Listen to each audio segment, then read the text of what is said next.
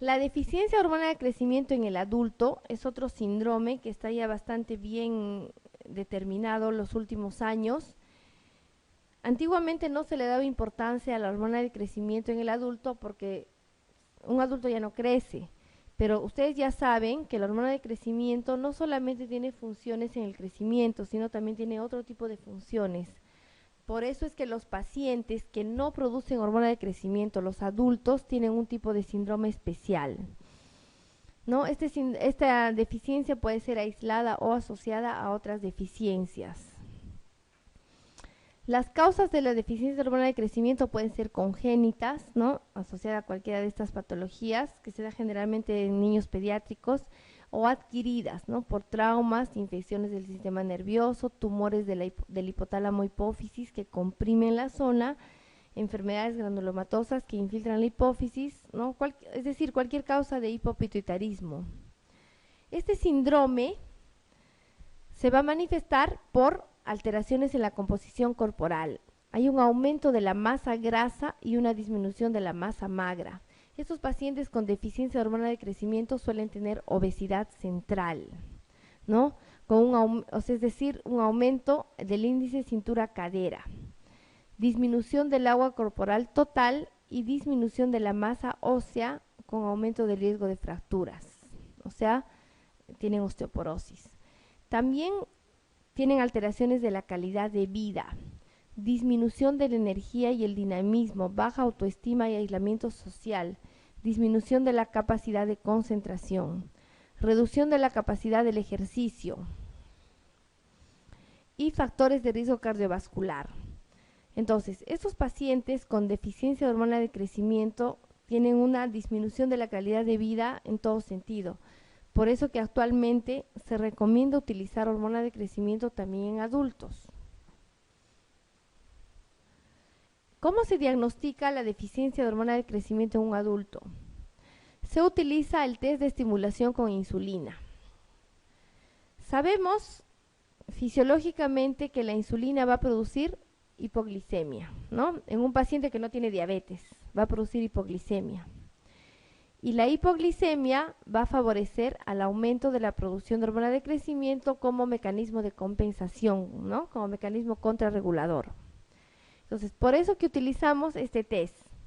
Le administro insulina al paciente y espero que haga hipoglicemia. Y en el momento de la hipoglicemia, le hago el dosaje de hormona de crecimiento. Una persona normal va a aumentar su hormona de crecimiento en defensa de la hipoglicemia. Pero un paciente que tiene la deficiencia de hormona de crecimiento no va a aumentar su producción de hormona de crecimiento, entonces de esta manera voy a diagnosticar que tiene una deficiencia de hormona de crecimiento. Entonces el resultado de este test es positivo si la hormona de crecimiento aumenta al menos 5 nanogramos por decilitro a los 30 o 60 minutos y va a ser negativo si aumenta más de 5 nanogramos a los 30 o 60 minutos. El tratamiento es administrar hormona de crecimiento subcutánea a dosis bajas, ¿no? En relación a los niños, diario o interdiario.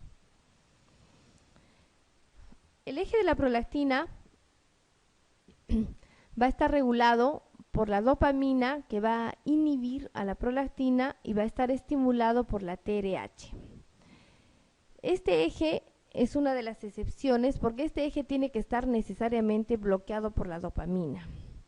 Si la dopamina no bloquea la prolactina, inmediatamente la prolactina aumenta, ¿no? Y va a producir todas sus alteraciones. La prolactina tiene funciones sobre el tejido mamario para la producción de leche, sobre las gónadas para mejorar la fertilidad y sobre otros tejidos. El aumento de la prolactina, la hiperprolactinemia, es el desorden endocrino más común del eje hipotálamo hipofisario, ¿no? Va a producir hipogonadismo secundario, es decir, va a bloquear la producción de FSH y LH, por lo tanto el paciente va a tener infertilidad. Es más frecuente en mujeres. Más o menos entre 9 a 17% de mujeres con alteraciones reproductivas van a tener hiperprolactinemia. Se encuentra en el 10% de mujeres con amenorrea secundaria y en el 17% de mujeres con síndrome de ovario poliquístico. Se va a presentar amenorrea y galactorrea en el 30 o 40% de mujeres con hiperprolactinemia. Entonces, la hiperprolactinemia es causada por diferentes situaciones. Por enfermedades de la hipófisis como acromegalia, síndrome de silla turca vacía, hipofisitis linfocítica o enfermedad de Cushing. Enfermedades hipotalámicas como craneofaringiomas, meningiomas, etc. Estos tumores del hipotálamo van a comprimir al tallo hipofisario. Al comprimir el tallo hipofisario se va a bloquear el eje de la dopamina y por lo tanto la prolactina va a aumentar. Esa es la causa por qué estos tumores producen prolactina. Además, muchos medicamentos también van a producir un aumento de la prolactina al bloquear las vías dopaminérgicas, ¿no? Tenemos a los fármacos utilizados en psiquiatría, fenotiazina, haloperidol, inhibidores de la monoaminoxidasa, antidepresivos tricíclicos, reserpina, metildopa. Además, tenemos a la cocaína, verapamilo, fluoxetina, inhibidores de la proteasa, metoclopramida, domperidona, estrógenos. Y de manera de causa idiopática, ¿no? Hay bastantes pacientes que tienen hiperprolactinemia sin saber su causa. También de origen neurogénico, como lesiones de la pared torácica y lesiones de la médula espinal, que por vía eferente van a llegar hasta los centros dopaminérgicos y los van a bloquear. Otras causas de hiperprolactinemia, obviamente, son el embarazo, el hipotiroidismo primario, también va a producir hiperprolactinemia, insuficiencia renal crónica, cirrosis, insuficiencia adrenal, estrés, el ejercicio, el sueño y el síndrome de ovario poliquístico.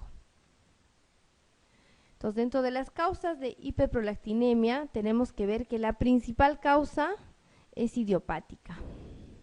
Muchas veces no se diagnostica la causa. Luego tenemos la presencia de tumores hipofisarios, que pueden ser prolactinomas, y otras causas menos frecuentes. Los síntomas generales de la hiperprolactinemia pueden ser oligoamenorrea, galactorrea, impotencia, infertilidad, cambios en el ánimo con depresión y disminución de la libido. Tanto en varones como en mujeres se da esto. También puede haber disminución de la inmunidad, alteraciones psicológicas y conductuales, otros síntomas como cefaleas y aumento de peso. ¿Cuál es el tratamiento de la hiperprolactinemia? Hay que suspender los fármacos que aumentan la prolactina, ¿no? Si es que es posible. Y se utilizan los medicamentos. De elección siempre hay que utilizar esos fármacos agonistas dopaminérgicos. La bromocriptina, que se administra diariamente, y la cabergolina, que se administra 1 o 2 veces a la semana. Si se trata de cirugías, ¿no? Hay que solamente los tumores que comprimen las estructuras vecinas. En casos muy excepcionales se operan los prolactinomas. Normalmente el tratamiento de elección son los fármacos vía oral.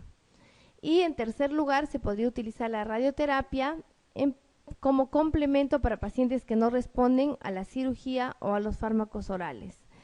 El efecto de la radioterapia en este caso es también lento y el crecimiento del tumor después de la radioterapia es raro. Pero en general el tratamiento principalmente es médico.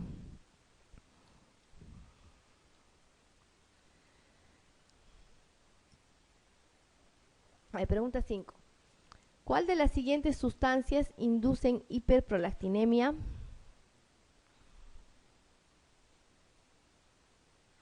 ¿Cuál de estos medicamentos produce aumento de prolactina? ¿Hemos visto? La metoclopramida, ¿no? Los demás no. ¿Cuál de los siguientes cuadros clínicos no cursan con hiperprolactinemia?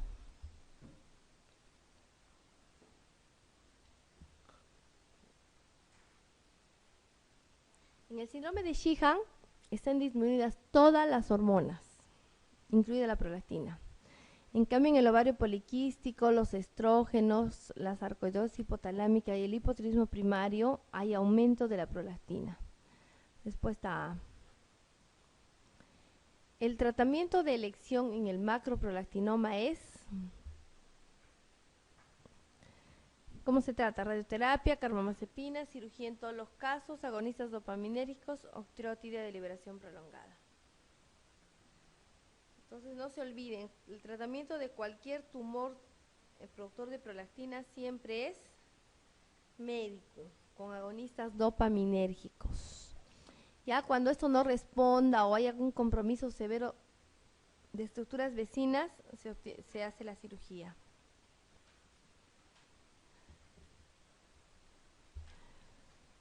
En un paciente con un adenoma hipofisario no esperaría encontrar hemianopsia bitemporal, afectación de los pares craneales, cefaleas, hiperfagia, crisis parciales complejas.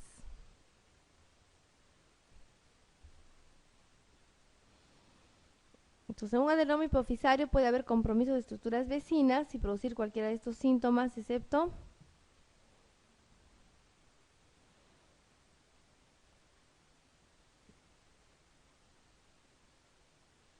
esta respuesta está mal. Esta es la respuesta E.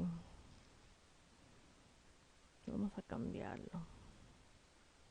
Porque si hay afección de pares craneales, ¿no?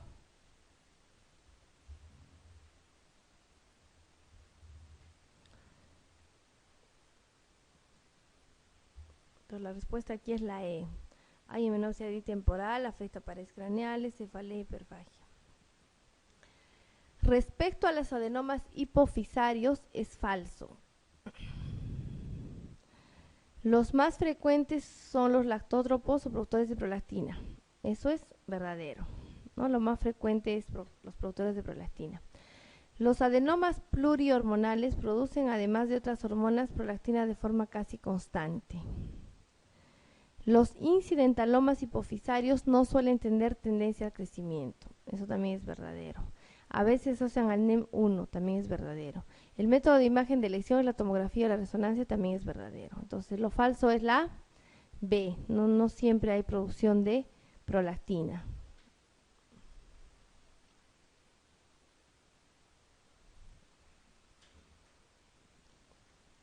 ¿Cuál de las siguientes afirmaciones sobre la acromegalia no es cierta?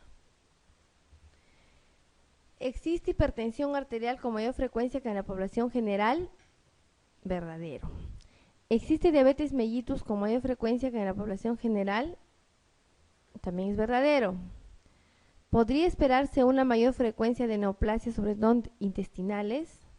También es verdadero. En mujeres, excepcionalmente producen alteraciones menstruales, eso es falso. Pueden producir galactorrea, también es verdadero.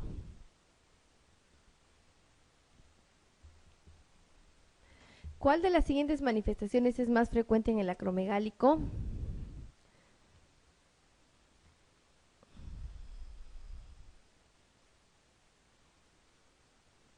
Lo que se presenta con mayor frecuencia son las cefaleas, porque el tumor comprime las estructuras vecinas y produce mucha cefalea.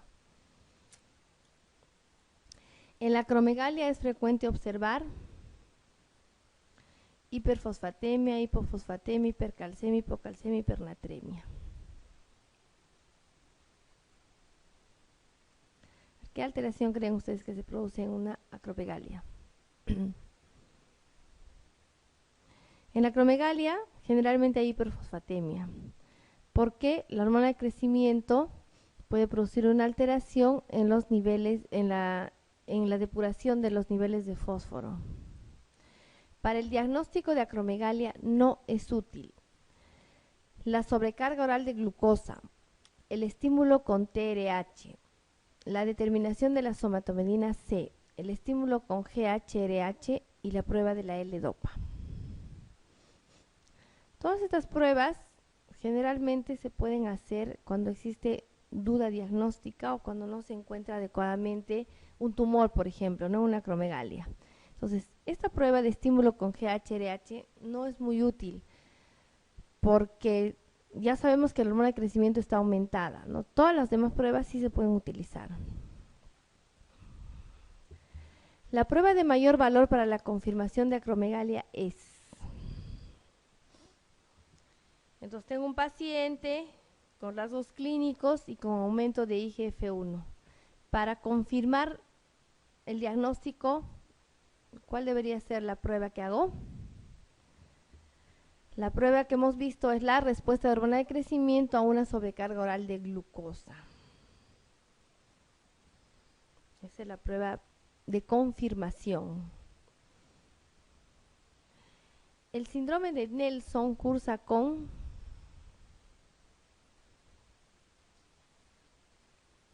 el síndrome de Nelson es un tumor hipofisario que se va a producir después de una suprarrenalectomía bilateral, ¿no? Debido a un Cushing.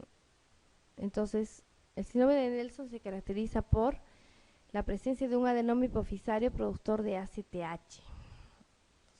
Se le quita las suprarrenales, el paciente no produce cortisol, entonces la ACTH comienza a producir en mayor cantidad y se produce un adenoma en la zona. ¿Cuál de las siguientes manifestaciones clínicas forma parte del síndrome de déficit de hormona de crecimiento en la edad adulta? Aumento de la grasa abdominal, aumento de la masa grasa, disminución del índice de cintura-cadera, piel áspera y descamativa, disminución de las concentraciones de colesterol total y LDL colesterol. Entonces, en la deficiencia de hormona de crecimiento en el adulto hay un aumento de la grasa abdominal con aumento del índice de cintura-cadera. La respuesta es la A, aumento de la grasa abdominal. En relación a la hiperprolactinemia, señalar la opción correcta. La causa más frecuente es la medicamentosa. El tratamiento de elección en el prolactinoma es la resección transesfenoidal. No afecta a pacientes varones. Dentro de los tumores hipofisarios, el prolactinoma es una afectación poco frecuente. Los anticonceptivos orales no alteran los niveles de prolactina en sangre. Entonces,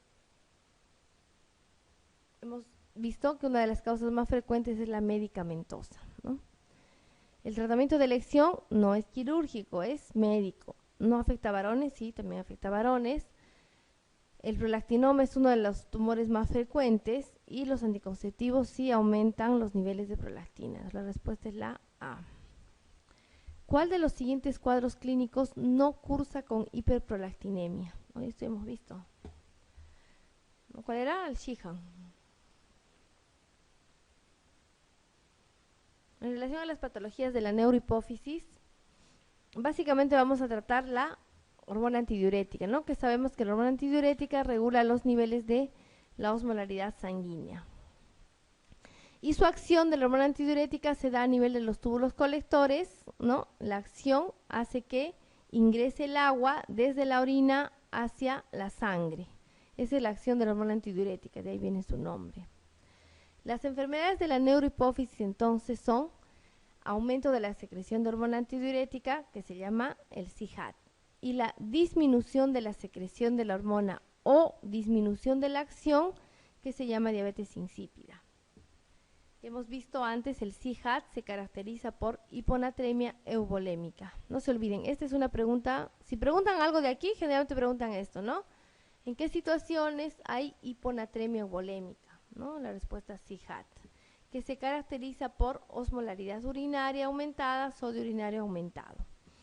La diabetes insípida puede ser parcial o total y tiene dos niveles. Si es a nivel del hipotálamo, hay una disminución de la secreción, por eso se llama central o hipotalámica. Y si es a nivel renal, el problema no es la producción, sino es la acción. Entonces disminuye la acción de la hormona antidiurética y se llama periférica o nefrogénica. En este caso, hay aumento de la producción de hormona antidiurética, pero no funciona porque el receptor está bloqueado en el túbulo colector. La diabetes insípida, entonces, se caracteriza por la falta de secreción a nivel hipotalámico o falta de acción a nivel renal de la hormona antidiurética. Se caracteriza porque hay eliminación de un gran volumen de orina, por eso viene su nombre diabetes. Esta orina es hipotónica, diluida y sin sabor, por eso se llama insípida. En cambio, la diabetes mellitus, ¿no? Es porque la orina sabe a miel, de ahí viene el mellitus. En este caso es insípida porque es una orina sin sabor. El volumen urinario suele ser muy alto, generalmente más de 4 litros en 24 horas. Al tener gran volumen urinario, esto va a generar polidipsia, ¿no? Un aumento de la ingesta de agua y deshidratación. Entonces puede haber un déficit parcial o total de hormona antidiurética y es necesario perder más o menos el 85% de la capacidad de secreción para presentar los síntomas. La causa principal de la diabetes insípida es después de la cirugía de la región celar o paracelar, ¿no? O como consecuencia de un trauma cráneoencefálico con fractura de base de cráneo. La incidencia es 6.7% en los pacientes neuroquirúrgicos después de una cirugía de tumores hipofisarios, ¿no? Y el trauma de cráneo generalmente se asocia a fractura en la base del cráneo. Existen 4 entidades que van a clasificarse dentro de esta patología. La diabetes insípida hipotalámica, llamada también central o neurógena. Esta diabetes se caracteriza porque no hay producción de hormona antidiurética en el hipotálamo. Luego tenemos la diabetes insípida nefrogénica o periférica. En este caso, sí hay hormona antidiurética, pero los receptores a nivel renal no responden a esta hormona. Luego tenemos la diabetes insípida transitoria del embarazo. En este caso sí hay hormona antidiurética, pero hay un aumento del metabolismo. Rápidamente es degradada la hormona antidiurética porque en la placenta se producen unas enzimas llamadas vasopresinasas que van a degradar la hormona y no van a permitir su efecto. Y también tenemos a la polidipsia primaria. Esta situación es un trastorno psiquiátrico. El paciente comienza a tener gran compulsión por la ingesta de agua, ¿no? Por eso primero existe una ingesta excesiva de líquidos y esta ingesta excesiva va a generar gran secreción de volumen urinario. Entonces va a generar la poliuria y por lo tanto la deshidratación. Las causas de la diabetes insípida central o hipotalámica van a ser, en primer lugar, la hipofisectomía parcial o total, ¿no? La cirugía de tumores supracelares, traumatismos encefalocraneales, también pueden ser de causa idiopática, familiar, la presencia per se de tumores hipofisarios que pueden comprimir a la neurohipófisis, histocitosis, granulomas, infecciones, isquemia o de causa autoinmune. Las causas de diabetes insípida nefrogénica, ¿no? En primer lugar tenemos la enfermedad renal, hipopotasemia, inanición proteica, hipercalcemia, anemia de células falciformes, síndrome de Sjögren, medicamentos como el litio, flúor, defectos congénitos y familiares. Para hacer el diagnóstico de la diabetes insípida es que existe una poliuria de más de 30 centímetros cúbicos por kilo por hora o mejor una diuresis de más de 200 centímetros cúbicos por hora, tomado durante 2 horas consecutivas. Esto es bastante útil, por ejemplo, en pacientes que han sido operados por una cirugía de hipófisis.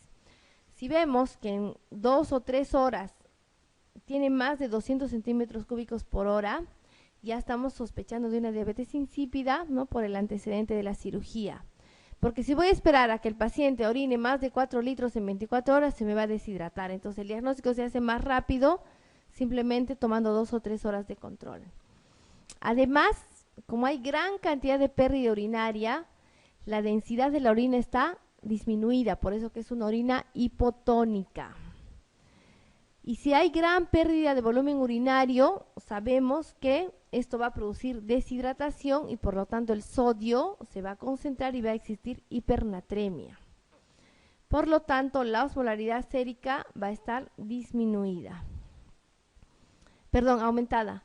Entonces el diagnóstico es, hay que medir el volumen urinario durante 24 horas o menos, hay que descartar otras causas de poliuria. Más frecuente que la diabetes insípida es la diabetes mellitus, ¿no? Se le toma una glucosa o el uso de agentes osmóticos. Muchas veces, después de una operación en neurocirugía, se utiliza el manitol, ¿no? Que es un agente osmótico, que también va a producir mucha poliuria. Entonces, siempre hay que diferenciar eso.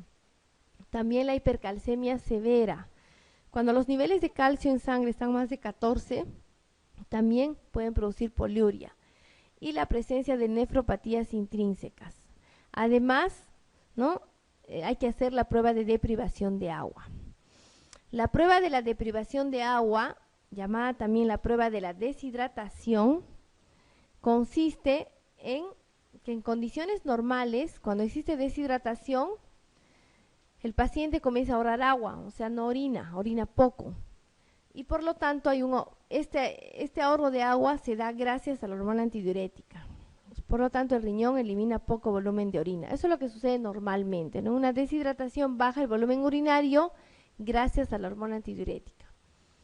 Pero en cambio, la diabetes insípida, cuando hay deshidratación, ¿no?, el riñón va a continuar eliminando grandes cantidades de agua porque no hay hormona antidiurética, ¿no? Sigue y sigue orinando. O sea, al paciente, en esta prueba lo ponemos a deshidratarse, es decir, no le damos agua durante 1, 2, 3, 4, 5 horas. Si fuera un paciente normal, inmediatamente se libera hormona antidiurética, el paciente deja de orinar, ¿no? Ahorra agua. En cambio, si estamos frente a una diabetes insípida, como la hormona antidiurética no está funcionando o no se produce, entonces el riñón va a seguir eliminando agua y se va a seguir deshidratando el paciente. Entonces siempre esta prueba hay que hacerla en la mañana y el paciente no debe ingerir ningún alimento ni líquidos durante la prueba. Debo lograr que se deshidrate. ¿Cuánto va a durar esta prueba? Pueden ser 1, 2, 3, 5, 10 horas, dependiendo de la deficiencia de hormona antidiurética. Hay que registrar los datos en una tabla, sobre todo el peso, para ver que el paciente va bajando de peso si se deshidrata mucho. Y durante la prueba se administra hormona antidiurética en forma de desmopresina para demostrar su deficiencia.